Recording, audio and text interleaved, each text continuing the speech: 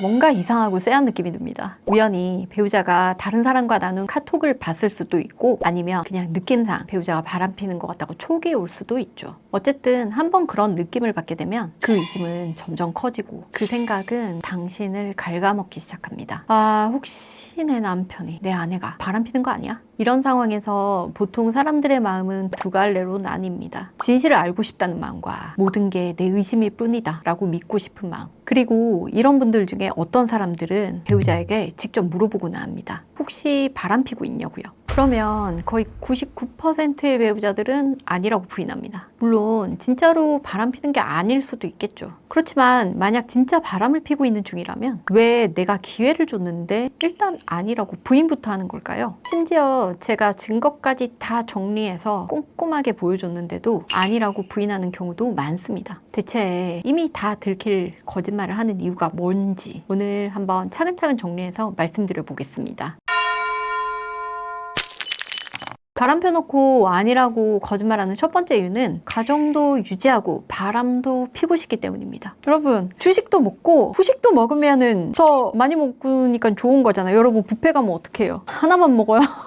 그거는 인간의 본성이 내가 하나를 가질 수 있는데 하나를 더 가질 수 있다? 그러면은 그냥 사람은 2개 가지려고 하고 3개 가지려고 하지. 그래도 나는 하나만 가질 거야 하지 않는다고요. 그럼 그런 기회가 왔을 때 그런 거를 이제 밀어내는 거. 이게 사실은 인간의 본성이 어떻게 보면 좀 반하는 측면도 있기는 하죠. 근데 우리는 배웠잖아요. 그러면 안 된다고. 그러면 안 된다는 그 사회적인 규율과 법이 있으니까 그렇게 안 살기로 하고 결혼이라는 계약을 한 거예요. 종교관념을 지키겠다. 너만 사랑하겠다라고 맹세를 한 거죠. 여기에 대한 배신이잖아요. 배신인데 그걸 내 배우자가 몰라 하면 이게 과연 배신일까? 라는 유혹에 빠지는 거예요. 그렇게 해서 배우자는 배우자대로 있어. 우리 배우자는 좋아. 자기한테도 잘하고 부모님한테도 잘하고 자식도 잘 키우고 다 좋아. 그리고 나도 사랑해줘. 나도 배우자가 너무 좋아. 근데 밖에 나갔는데 쟤도 좋아. 그런 거예요. 아주 단순한 거예요. 그래서 바람을 피고 그리고 가정을 유지하려고 하는 그 욕구, 그거는 제가 생각했을 때 되게 특이한 욕구는 아니에요. 사람은 예전부터 기회가 있고 그럴 수 있는 상황이면, 그러니까 뭐 예전에는 권력이 있으면이었죠. 그러면은 그렇게 다들 살았어요. 지금은 우리 사회가 그렇게 하면 안 된다라고 하니까 그렇게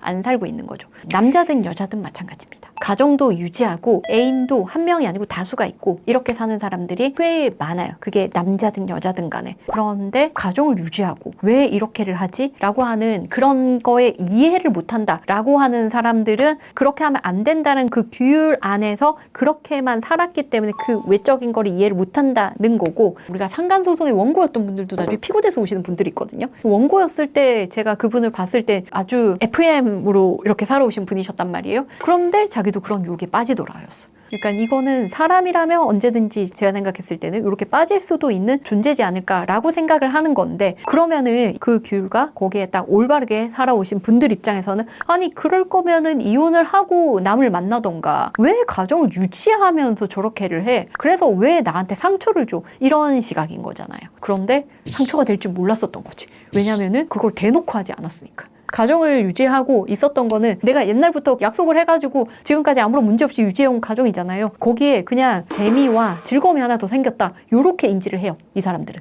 얘기 들으면서 하나 궁금해지는 게, 그분들은 안 들키면 그만이야라는 생각도 하나요? 거기까지도 생각을 안 해요. 안 들키면 그만이야가 아니고 어떻게든 비밀로 해야지, 어떻게든 안 들켜야지 정도까지예요. 그러니까 안 들키면 그만이야라고 하는 건 좀 뻔뻔함의 생각이잖아요. 거기까지 생각을 안 하고 그러면 안 들키려고 그냥 최선만 다할 뿐이에요. 근데 어쩌다 들킨 거예요. 그래서 제가 소송을 하다가 바람핀 배우자를 둔 그런 케이스에서 상대방이 되게 열심히 숨겨, 그런 케이스가 있고 상대방이 열심히 안 숨겨, 그런 케이스가 있고 하면은 상대방이 열심히 안 숨기는 게 오히려 예의가 없는 거 아닌가라는 생각도 해요. 배우자한테 상처 안 주려고 노력을 해야지. 자기가 지금 나쁜 짓을 한다는 걸 인지하고 있는 거잖아요. 그래서 이런 분들 중에서 눈치 보면서 거짓말하는 사람들 되게 많습니다. 여러분이 그 사이에 막 이렇게 눈치 주잖아요. 이거 내가 알고 있어. 이거 뭐야? 막 이러면서 아니야?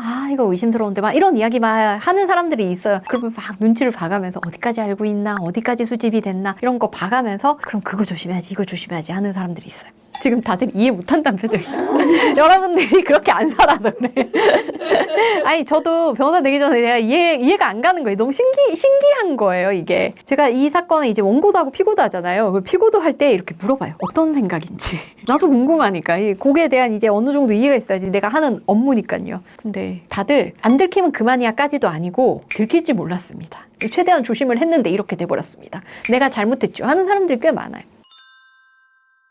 바람을 펴놓고 아니라고 거짓말하는 두 번째 이유는 내 잘못을 인정하고 싶지 않기 때문입니다. 이거는 여러분이 들으면 좀 빡칠 수 있는데요. 이 사고방식 자체가 굉장히 자기중심적이고 내가 한 어떤 행동 같은 거에 방어기제가 굉장히 세서 그래요. 이거. 그러니까 자기 잘못이라고 인정하고 싶지가 않은 거예요.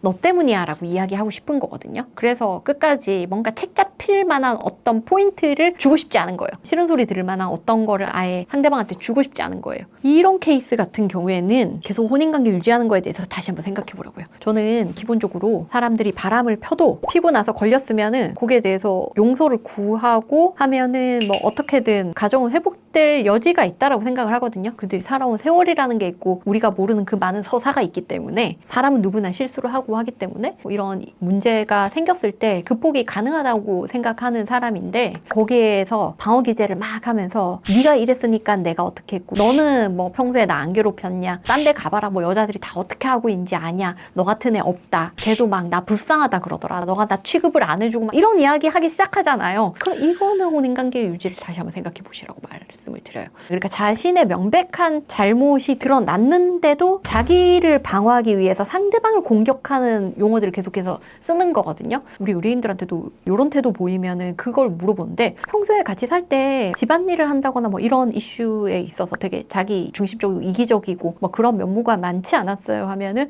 거의 100% 이런 사람들은 그런 이슈가 다 있어요. 그러니까 이게 요 사건에 한정된 어떤 태도라기보다는 그냥 이 사람 자체가 가진 인성과 태도인 거거든요. 이거는 혼인관계를 이어갔을 때 피해자인 배우자 입장에서 너무 힘든 혼인관계를 이어가야 되는 그런 케이스예요. 근데 제가 생각했을 때 앞서 이야기한 이 두 가지도 중요한 이유라고 생각이 되지만 그 두 가지를 모두 포함하는 가장 근본적인 이유는 혼나기 싫어서입니다.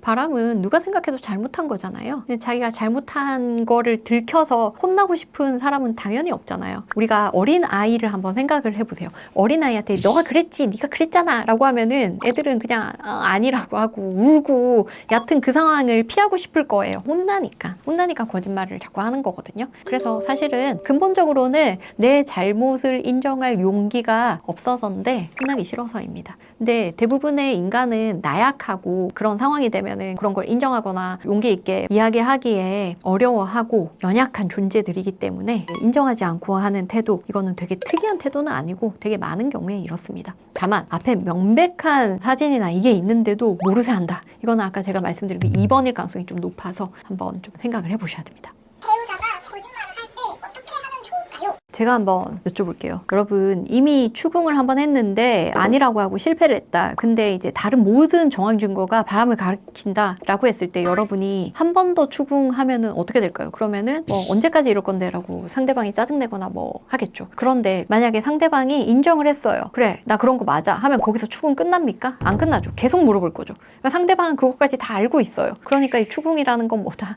취조입니다. 여러분 취조를 해가지고 자백을 받을 사건이었으면 이미 받았어요.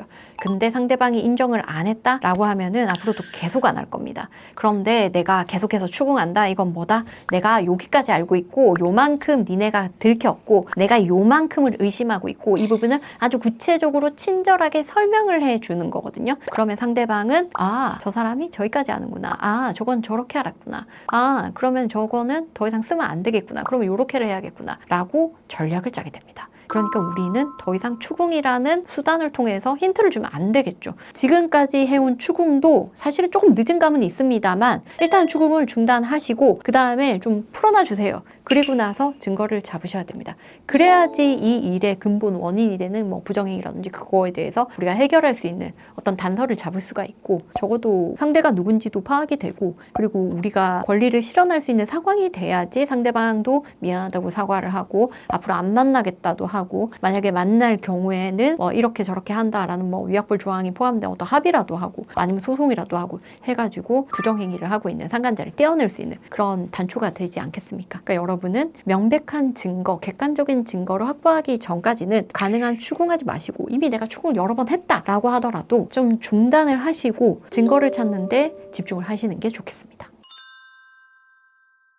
바람핀 배우자들이 왜 인정을 안 하고 뻔뻔하게 부인을 하는지에 대해서 살펴봤는데 이거는 어떻게 보면 혼나기 싫어하는 인간의 본능적인 면모와 내가 계속해서 이 관계를 유지하고 싶어하는 그 마음 그리고 어떤 면에서는 좀 뻔뻔한 그런 마음들 이런 것들이 뭐가 더 선행되고 뭐가 더 마음이 더 크고 이거에 대해서는 좀 다 다를 수는 있겠지만 이런 마음들이 점철돼서 전반적으로 이제 부정행위 관련해가지고 증거가 없을 때 그냥 나 아니다 모르쇠로 일관하거나 너가 오해하는 거다 너가 의처증이다 의부증이다 이렇게 막 몰아세우거나 하는 그런 일들 이런 일들이 왜 빈번하게 일어나는지에 대해서 말씀을 드렸었는데요. 일반적으로 우리가 증거가 없으면 좀 억울한 일을 당하기 십상입니다. 그래서 단순한 추궁을 해가지고 쉽게 인정을 하거나 상대방이 여기까지 알아? 이러면서 갑자기 막 그와의 관계를 끊는다거나 하는 일이 쉽게 일어나지는 않는다라는 현실을 받아들이시고 추궁을 할 상황이다라고 하면 추궁보다는 그냥 증거나 수집하자 이렇게 단순하게 생각을 하시고 증거 수집한 다음에 추궁해도 늦지 않잖아요. 그러니까